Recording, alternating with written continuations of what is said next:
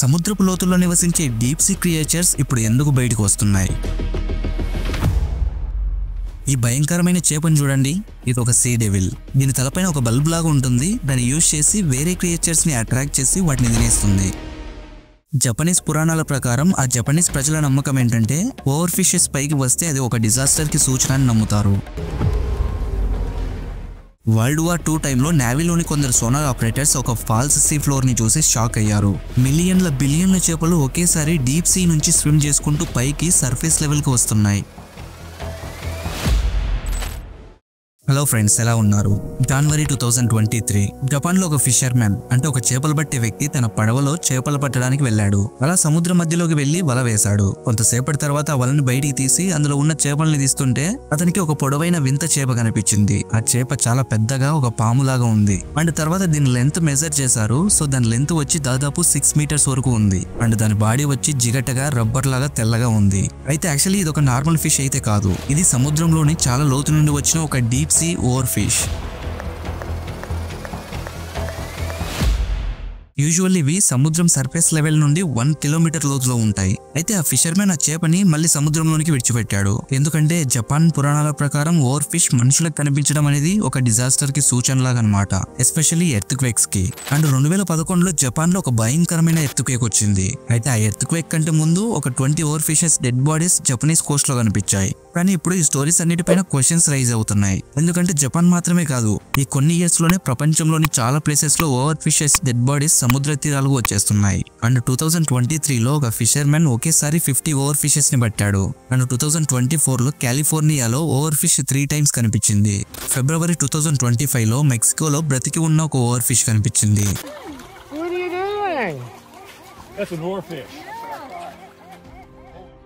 అయితే ఈ చేపలు మళ్ళీ ఇలా కనిపించడం అనేది కొంచెం షాకింగ్ గా ఉంది. ఎందుకంటే కొన్ని సంవత్సరాల కంటే ముందు వరకు కూడా ఈ చేపలు కనిపించడం అనేది చాలా రేర్ అన్నమాట. అయితే ఫస్ట్ టైం 2001లో బ్రతికి ఉన్న ఒక ఓవర్ ఫిష్ ని వీడియో తీయగలిగారు. కానీ ఇది జస్ట్ ఓవర్ ఫిష్ గురించి మాత్రమే కాదు, ఇలాంటివి చాలా డీప్ సీ క్రియేచర్స్ అన్ని రీసెంట్ గా మనకు సర్ఫేస్ లెవెల్ లో కనిపిస్తూ ఉన్నాయి. ట్రైన్ ఫ్యాంటమ్ జెల్లీ ఫిష్ ఇది ఒక అమేజింగ్ క్రియేచర్. దీని టెంటికల్స్ 10 మీటర్స్ కంటే పెద్దగా ఉంటాయి. అయితే ఇవి నార్మల్ గా సముద్రంలో 1 to 2 కిలోమీటర్స్ లోతుల్లో ఉంటాయి. కానీ ఇవి అంటార్కిటికాలో అయితే జస్ట్ 80 మీటర్స్ లోతులోనే కనిపించాయి. అండ్ ఇలాంటివే ఇంకో 2 ఇన్సిడెంట్స్ కూడా జరిగాయి. రష్యాలో ఒక ఫిషర్ మ్యాన్ కి వింత జీవి కనిపించింది. అది చూడ్డానికి కొంచెం ఏలియన్ లాగా ఉంది. అయితే ఇది ఒక స్మూత్ లమ్ ఫిష్. దీని బాడీ బ్రెయిన్ లాగా కనిపిస్తుంది. Apart from this, Spain coast నుండి 2000 మీటర్స్ దూరంలో ఒక black sea devil angler fish surface లెవెల్లో కనిపించింది. ఈ భయంకరమైన చేపని సీ డెవిల్ అని పిలుస్తారు. అండ్ మళ్ళీ ఈ 2 రకాల చేపలు సర్ఫేస్ లెవెల్లో దాదాపు ఎప్పుడు కనిపించలేదు. సో ఆబ్వియస్లీ ఇక్కడ క్వశ్చన్ ఏంటంటే ఇక్కడ అసలు ఏం జరుగుతుంది? కొన్ని 1000 ఇయర్స్ వరకు కూడా ఈ డీప్ సీ క్రియేచర్స్ గురించి మనుషులకు తెలియదు వాటి గురించి. అలాంటిది అవి ఎందుకు ఇప్పుడు సడన్ గా భూమి మీదకి వస్తున్నాయి? సరే, ఇంకా లేట్ ఎందుకు, పద మరి ఈ వీడియోలో తెలుసుకోవడానికి ట్రై చేద్దాం.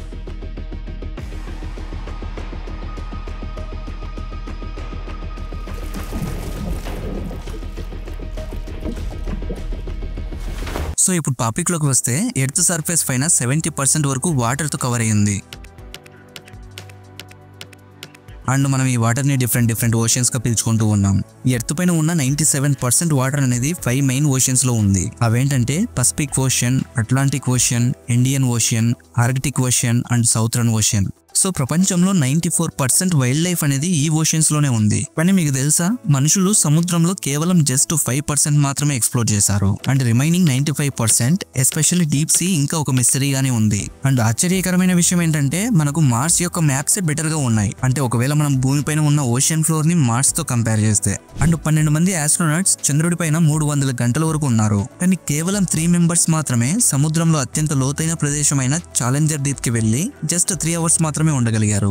యాక్చువల్లీ మీరు గోవా బీచ్ దగ్గరికి వెళ్ళినప్పుడు అక్కడ ఉన్న బ్లూ కలర్ వాటర్ ని చూడండి. అక్కడ మీకు ఓషన్ యొక్క టాప్ మోస్ట్ లేయర్ కనిపిస్తుంది. దీన్నే సన్లైట్ జోన్ అని అంటారు. అండ్ ఎంత లోతు వరకు అయితే సన్లైట్ వెళ్ళగలదో ఆ ఏరియాలో ఓషన్ వైల్డ్ లైఫ్ అనేది డిఫరెంట్ కలర్స్ లలో డిఫరెంట్ టైప్స్ లో ఉంటాయి. సముద్రంలోని ఈ లేయర్ లో మాత్రమే ఫోటోసింథసిస్ పాసిబుల్ అవుతుంది. అందుకే micro algae and phyto plankton కనిపిస్తాయి. ఈ 2 లివింగ్ బీయింగ్స్ సముద్రంలోని ఫుడ్ చైన్ కి ఆధారం. ఇది కాకుండా ఇంకా ఈ జోన్ లో మనం సముద్రంలో కలిసి ఉండే జీవుల్ని చూస్తూ ఉంటాం. Like whales, sharks, turtles and dolphins ఇలా. కానీ మనం ఇంకొంచెం లోతుకు వెళ్తే చీకటి అవ్వడం స్టార్ట్ అవుతుంది. ఎందుకంటే వాటర్ అనేది సన్లైట్ ని అబ్జర్వ్ చేసుకుంటుంది. అండ్ 10 మీటర్స్ లోతులో జస్ట్ 16% సన్లైట్ మాత్రమే ఉంటుంది.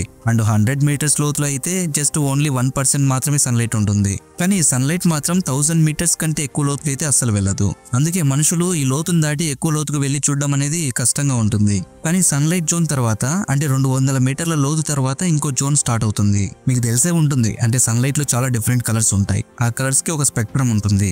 అయితే రెడ్ కలర్ కి అయితే ఎక్కువ వేవ్ లెంత్ ఉంటుంది అండ్ బ్లూ వైలెట్ కలర్స్ కి అయితే తక్కువ ఉంటుంది. సో వాటర్ ఏం చేస్తుందంటే ఎక్కువ వేవ్ లెంత్ ఉన్న కలర్స్ ని అబ్జర్వ్ చేసుకుంటుంది. అందుకే రెడ్ కలర్ అనేది ఫస్ట్ డిసపియర్ అయిపోతుంది. తర్వాత orange, yellow, green and finally blue and violet colours ఇలా ఒకటి తర్వాత ఒకటి డిసపియర్ అయిపోతాయి. Only blue and violet light మాత్రమే ట్విన్ లైట్ జోన్ లోకి వెళ్ళగలదు అండ్ మిగతా కలర్స్ అన్ని డిసపియర్ అయిపోతాయి. అండ్ ఈ జోన్ లోనే మనకు వియర్డ్ క్రియేచర్స్ కనిపిస్తాయి, అంటే లైక్ స్ట్రాబెరీ స్క్విడ్ లాంటివి. ఈ స్క్విడ్ చూడడానికి ఒక స్ట్రాబెరీ లాగా ఉంటుంది అండ్ దీని ఒక కన్ను ఇంకొక కన్ను కంటే పెద్దగా ఉంటుంది. సో ఇది తనకున్న పెద్ద కన్నుతో ఎక్కడైతే ఎక్కువ వాటర్ లెవెల్స్ ఉంటాయో అక్కడ కూడా లైట్ ని చూడగలదు.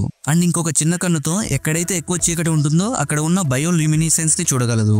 ఈ స్క్విడ్ చూడడానికి మనకు రెడ్ కలర్ లో కనిపిస్తుంది, ఎందుకంటే మనం దీన్ని తక్కువ లోతులో ఉన్నప్పుడు చూస్తున్నాం కాబట్టి. అదే ఒకవేళ నువ్వు దీన్ని ట్విలైట్ జోన్ లో ఉన్నప్పుడు చూసావు అనుకో, అప్పుడు నీకు ఇది ఆల్మోస్ట్ బ్లాక్ కలర్ లో కనిపిస్తుంది. రెడ్ కలర్ లో అయితే అసలు కనిపించదు, ఎందుకంటే రెడ్ కలర్ అక్కడికి చేరుకోలేదు కాబట్టి. ఈ కలర్ అనేది ఈ ఎన్వైరన్మెంట్ లో ఒక కెమోఫ్లాష్ లాగా పనిచేస్తుంది. అండ్ ఒకవేళ నువ్వు ట్వైలైట్ జోన్ కంటే ఇంకొంచెం లోతుకు వెళ్తే అక్కడ నీకు బ్లడీ బెల్లీ, హోమ్ జెల్లీ కనిపిస్తుంది. ఇంకోసారి ఇది ఫ్లూరోసెంట్ రెడ్ కలర్ లో కనిపిస్తుంది. సముద్రం అడుగు భాగాల్లో ఉండే చాలా క్రియేచర్స్ రెడ్ కలర్ ని చూడలేవు. సో అసలు వాటికే తెలియదు అవి రెడ్ కలర్ లో ఉన్నాయని. ఈ జెల్లీ ఫిష్ మూవ్ అవుతున్నప్పుడు దాని బాడీ మీద కలర్ఫుల్ లైట్స్ అనేవి ఫ్లిక్కర్ అవుతూ ఉంటాయి. అది చూడడానికి 8 రెయిన్బో రోస్ వాటర్ లో వెళ్తున్నట్లుగా కనిపిస్తుంది. అండ్ మీకు ఇక్కడ ఒక డౌట్ రావచ్చు, అంటే అంత డెప్త్ వాటర్ లో లైట్ రాలేకపోయింది, అలాంటిది ఇప్పుడు దీని బాడీ మీద ఉన్న లైట్స్ ఎలా మెరుస్తున్నాయని. ఎందుకంటే దీనికి ఒక ఇంట్రెస్టింగ్ ప్రాసెస్ ఉంది, దాన్నే బయోల్యూమినిసెన్స్ అని అంటారు.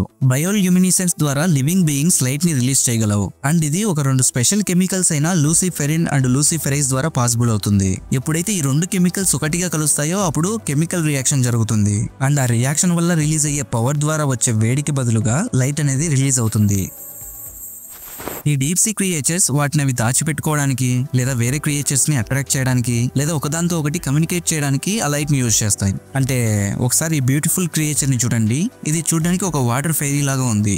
దీన్ని సీ ఏంజెల్ అని పిలుస్తారు. ఇది మనిషి చేతి వేలు కంటే చాలా చిన్నగా ఉంటది. అండ్ ఇది చీకట్లో ఉన్నప్పుడు దాని ఎంటీ స్టమక్ అనేది మెరుస్తూ ఉంటుంది. అండ్ ఇది కంప్లీట్లీ బ్లైండ్, అంటే చూడలేదన్నమాట. బట్ ఈ సీ ఏంజెల్ కొన్ని సెకండ్స్ లోనే ఒక రాక్షస్ లాగా మారగలదు. దానికి ఉన్న ఈ టెంటికల్స్ వేరే క్రియేచర్స్ ని ట్రాప్ చేయడానికి హెల్ప్ అవుతాయి. అండ్ ఆ క్రియేచర్స్ దీని ట్రాప్ నుండి తప్పించుకోవడం అనేది ఇంపాసిబుల్.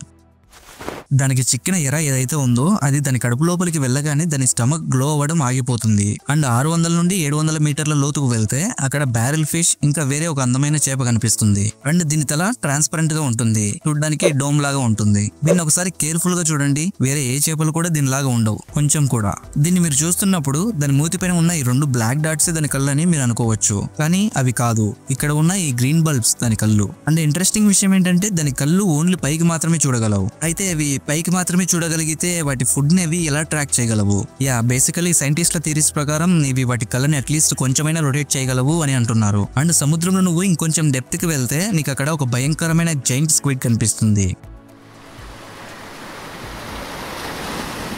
స్క్విడ్స్ 13 మీటర్స్ వరకు ఉంటాయి. అండ్ ఇది 2 ఫ్లోర్స్ ఉండే హౌస్ కి ఈక్వల్ గా ఉంటుంది. దీని ఐ సైజ్ వచ్చేసి 25 to 30 సెంటీమీటర్ వరకు ఉంటుంది, అంటే దాదాపు ఒక బాస్కెట్ బాల్ అంత సైజు. ప్రపంచంలో ఉన్న అన్ని లివింగ్ బీయింగ్స్ కంటే దీనికి ఉన్న కళ్ళే చాలా పెద్దవి. సో అంత చీకట్లో దాని ఫుడ్ ని కనుక్కోవడానికి వాటికి దాని కళ్ళు చాలా బాగా హెల్ప్ అవుతాయి. సరే పదండి ఇంకొంచెం లోతుకు వెళ్దాం. 1000 మీటర్స్ దాటిన తర్వాత ట్వైలైట్ జోన్ అనేది ఎండ్ అవుతుంది అండ్ మిడ్ నైట్ జోన్ అనేది స్టార్ట్ అవుతుంది. ఇక్కడికి సన్లైట్ అనేది అసలు చేరని కూడా చేరదు. ఇక్కడ ఉండే క్రియేచర్స్ ఫ్రీక్వెంట్ గా ట్వైలైట్ జోన్ నుండి మిడ్ నైట్ జోన్ మధ్యలో తిరుగుతూ ఉంటాయి, అంటే like deep sea angler fishes లాంటివి, including black sea devil fishes కూడా. ఈ చేపల తలపైన మెరిసే బల్బ్ తో ఒక ఫిషింగ్ పోల్ ఉంటుంది. అవి డార్క్ వాటర్ లో వాటి ఆహారం కోసం వెతుకుతూ ఉన్నప్పుడు ఎరని అట్రాక్ట్ చేయడానికి ఈ బల్బ్ ని యూజ్ చేస్తాయి. అండ్ ఈ యాంగ్లర్ ఫిషెస్ గురించి ఇంకొక వియర్డెస్ట్ ఫ్యాక్ట్ ఏంటంటే దాని రిప్రొడక్షన్ రీప్రొడక్షన్ స్ట్రాటజీ.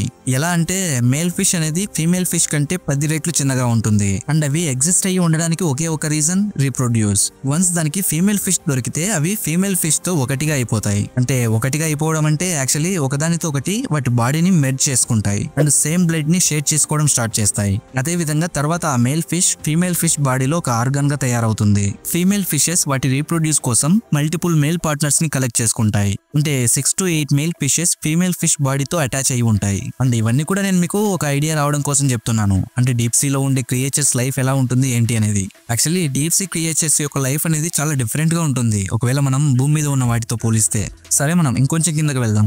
ఇక్కడ మనం 2000 to 3000 మీటర్స్ లోతుకు వెళ్తే అక్కడ మనకు తన ఫుడ్ ని తను ఓన్ గా గ్రో చేసుకునే ఒక ఫార్మర్ కనిపిస్తాడు. ఫార్మర్ అంటే ఫార్మర్ కాదులేండి, అదొక ఎటీ క్రాబ్. అండ్ ఈ ఎటీ క్రాబ్ వచ్చేసి బ్లైండ్. దీని ఫర్ నిజానికి ఒక బ్యాక్టీరియల్ కాలనీస్. అంటే ఇవి తన వెంట్రుకల చేతుల పైన బ్యాక్టీరియాను పెంచుకుంటూ ఉంటుంది. తర్వాత ఆ బ్యాక్టీరియానే అది తింటుంది.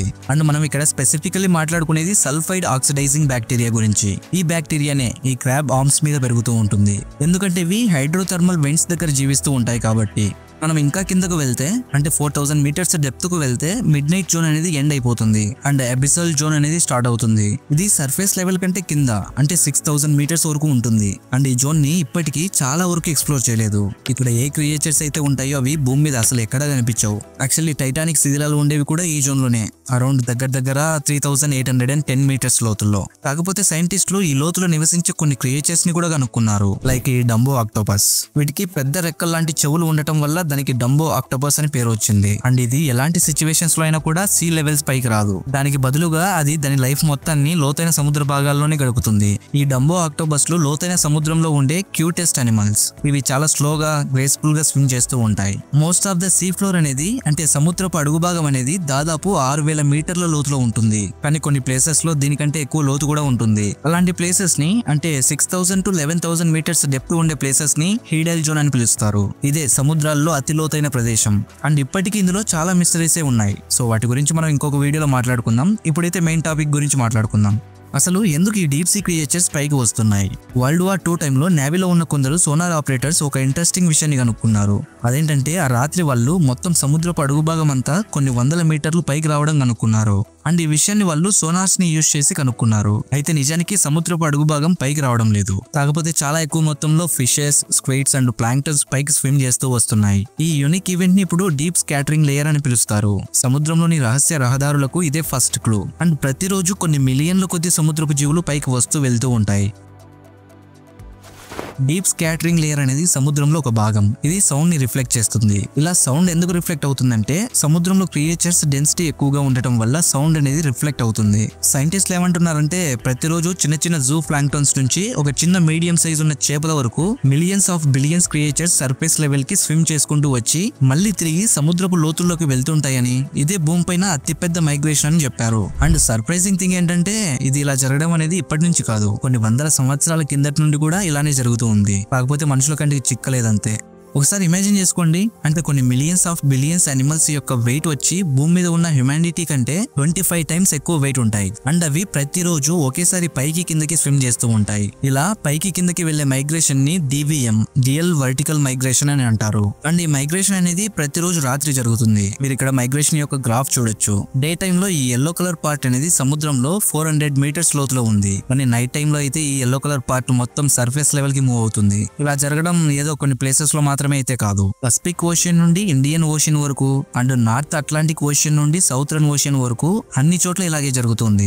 అయితే ఇక్కడ క్వశ్చన్ ఏంటంటే ఆ క్రియేచర్స్ అన్ని ఎందుకు అంత కష్టంగా పైకి రావడం మళ్ళీ కిందికి వెళ్ళడం అని. దీనికి ఆన్సర్ వచ్చేసి to eat without being eaten. Simple గా చెప్పాలంటే అవి వాటి ఆహారం తినడం కోసం ఇలా చేస్తాయి. ఎందుకంటే ఫోటోసింథసిస్ జరిగేది కేవలం సర్ఫేస్ మీద మాత్రమే కాబట్టి. ఫైటోప్లాంక్టన్ అనేది సర్ఫేస్ మీద మాత్రమే దొరుకుతుంది. సో అందువల్ల చాలా వరకు చిన్న చిన్న చేపలు ఇంకా జూ ప్లాంక్టన్స్ ఆ ఫైటోప్లాంక్టన్ ని తినడానికి పైకి వస్తాయి. అయితే మీరు ఇలా అడగొచ్చు, అదేదో డే టైమ్ లో వచ్చి తిని వెళ్ళొచ్చు కదా, ఎందుకని అవి డే టైమ్ లో రావు అని.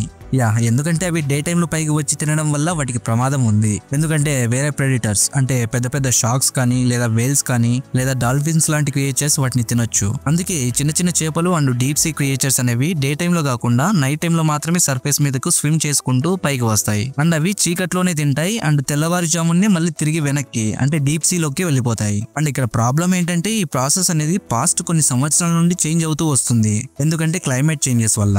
సో అవి డైలీ మైగ్రేషన్స్ కి బదులుగా అవి పర్మనెంట్ గా మైగ్రేట్ అవుతున్నాయి. ఎందుకంటే భూమి అనేది బాగా వేడెక్కుతుంది. అందువల్ల ఈ డీప్ సీ క్రియేచర్స్ అన్ని కూడా కోల్డ్ ప్లేసెస్ అండ్ పోల్స్ వైపు వెళ్తున్నాయి. ఆల్రెడీ మీకు తెలుసు అంటే గ్లోబల్ వార్మింగ్ వల్ల జనరేట్ అయ్యే హీట్ ని మన ఓషన్స్ ఎక్కువగా అబ్జర్వ్ చేసుకుంటున్నాయని. అండ్ అది కూడా మాక్సిమం 90% హీట్ ని ఓషన్స్ అబ్జర్వ్ చేసుకుంటున్నాయి. అండ్ టైం తో పాటు ఈ హీట్ ని ఓషన్స్ అబ్జర్వ్ చేసుకోవడం వల్ల అవి వేడిగా ఉంటాయి. అయితే కొన్ని వందల సంవత్సరాల నుంచి స్టేబుల్ గా ఉన్న టెంపరేచర్స్ ఇప్పుడు పెరుగుతున్నాయి. సో ఇక్కడ ఏం జరుగుతుందంటే సూర్యుడి నుండి వచ్చే వేడి వల్ల సర్ఫేస్ పైన ఉన్న నీరు వేడిగా అవుతుంది. కానీ సముద్రం లోతుల్లో ఉన్న నీరు మాత్రం ముందు ఎలా అయితే చల్లగా ఉందో సేమ్ అలాగే ఉంటుంది. ఎందుకంటే సన్లైట్ అనేది అక్కడ వరకు వెళ్ళలేదు కదా. సో అందుకు. అండ్ కోల్డ్ వాటర్ కంటే హాట్ వాటరే తేలిగ్గా ఉంటుంది. సో దీనికి తక్కువ డెన్స్ ఉంటుంది. అందుకే ఇది సర్ఫేస్ కి దగ్గరగా ఉంటుంది. అండ్ కోల్డ్ వాటర్ కిందనే ఉంటుంది. సో ఈ cold water and warm water అంత ఈజీగా మిక్స్ అవ్వవు. అండ్ సర్ఫేస్ పైన ఉన్న నీటిలోని ఆక్సిజన్ అనేది సముద్రం లోతులో ఉన్న కోల్డ్ వాటర్ వరకు వెళ్ళదు. సో అందుకే డీప్ సీ లో ఆక్సిజన్ షార్టేజ్ ఉంది. సో అక్కడ స్లైట్ గా ఆక్సిజన్ షార్టేజ్ వచ్చినా సరే అక్కడ ఉన్న క్రియేచర్స్ పాపులేషన్ చాలా వరకు తగ్గిపోయే ఛాన్సెస్ ఉన్నాయి. అందువల్ల అవి అంతరించిపోవచ్చు కూడా. అండ్ ఈ డీప్ సీ క్రియేచర్స్ ఒక స్టేబుల్ ఆక్సిజన్ ఎన్వైరన్మెంట్ లో పెరిగాయి. సో అవి ఆక్సిజన్ కోసం వెతుకుతూ సర్ఫేస్ లెవెల్ కి మైగ్రేట్ అవ్వాల్సి వస్తుంది. అందువల్ల ఆ క్రియేచర్స్ సముద్రం అడుగు భాగం నుంచి సముద్రం పై భాగానికి వస్తున్నాయి. అయితే ఇది చాలా డేంజర్. ఎందుకంటే అవి సర్ఫేస్ వాటర్ లో బ్రతకడానికి అంత ఎవాల్వ్ అవ్వలేదు. అండ్ డే టైమ్ లో అయితే ఇవి చాలా ఈజీగా షార్క్స్ అండ్ వేల్స్ కి ఆహారంగా అయిపోతాయి. అయితే సైంటిస్టులు ఏమని చెప్తున్నారంటే ఈ సెంచరీ ఎండ్ అయ్యే లోపు అబిజల్ జోన్ లో ఉన్న టెంపరేచర్స్ 1 డిగ్రీ సెల్సియస్ కి పెరిగిపోతుందని అంటున్నారు. అండ్ డీప్ సీ లో ఉండే క్రియేచర్స్ ని సర్ఫేస్ లెవెల్ లో ఉండే క్రియేచర్స్ తో కంపేర్ చేస్తే అవి 4 to 11 టైమ్స్ ఫాస్ట్ గా మైగ్రేట్ అయిపోతున్నాయి. సో ఈ అమేజింగ్ క్రియేచర్స్ యొక్క ఫ్యూచర్ ఇప్పుడు డేంజర్ లో ఉంది. అండ్ అలాంటి చాలా రకాల క్రియేచర్స్ పర్మనెంట్ గా అంతరించిపోవచ్చు కూడా. అండ్ షాకింగ్ పార్ట్ ఏంటంటే ఈ డీప్ సీలో చాలా వరకు క్రియేచర్స్ ని ఇప్పటికీ కనిపెట్టని కూడా లేదు. సో ప్రతి సంవత్సరం డీప్ సీలో ఉన్న ఏదో కొన్ని రకాల యానిమల్స్ ని మాత్రమే కనుక్కుంటున్నారు. సో అలాంటి క్రియేచర్స్ ఇప్పుడు మనుషుల వల్ల అంతరించిపోవచ్చు. దాని గురించి ఈవెన్ మనకు కూడా తెలియదు. అండ్ ఇది ఓన్లీ డీప్ సీ క్రియేచర్స్ గురించి మాత్రమే కాదు, మన గురించి కూడా. మన లైఫ్స్ కూడా ఈ డీప్ సీతో కనెక్ట్ అయ్యి ఉంది. ఎందుకంటే ఈ డీప్ సీ చాలా పెద్ద మొత్తంలో కార్బన్ ని స్టోర్ చేస్తుంది. ఫైటో ప్లాంక్టన్ యాక్చువల్లీ ఒక ట్రీ లాగా పనిచేస్తుంది. అవి కార్బన్ ని అబ్జర్వ్ చేసుకొని వాటి దగ్గరే డీప్ సీలో ఉంచుకుంటాయి. అందువల్ల మన అట్మాస్ఫియర్ లో ఉన్న కార్బన్ డైఆక్సైడ్ అనేది కంట్రోల్లో ఉంటుంది. కానీ ఈ క్లైమేట్ చేంజెస్ వల్ల ఓషన్ అబ్జర్వ్ చేసుకునే కార్బన్ డైఆక్సైడ్ కెపాసిటీ తగ్గిపోతుంది.